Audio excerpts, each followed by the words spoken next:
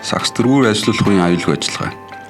Бүхээгтээ сакс дэргүүрч ажиллуулахад кабинд суух буухтаа жолооны үрднээс барихыг орхилно. Ажиллуулахын өмнө даацын өсөлтийг шалгаж, ачааны дээд хэмжээг хэтрүүлэх үгээр үргэлтийг хийн. Үргэлж 3 цагийн тулгуурыг ашиглана. Гар болон биелийг тосгүй байгаа хэсгээ нэгтлэн. Суудал болон толио зүг тохируулж суудлын бүсийг тогтмол хэрэглэнэ. Бүхээггүй сакс дэргүүрч буюу сакснаас удирддаг бол саксанд ажиллах ажилчид эмчийн үзлэгт хамрагдан өндөрт ажиллах зөвшөөрлийг авсан байх ба каск өмсөж хамгаалах бүсийг саксны металл хийц эсвэл бариулаас осруулсан байна.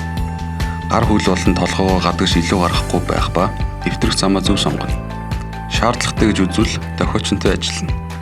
Сакс дотор ажиллах ажилчид түүний хашлах дээр суух, зогсох, түнчлэн шалан дээр зориултын бус өндөрлөх зүйл тавихыг хатуу эргэлнэ.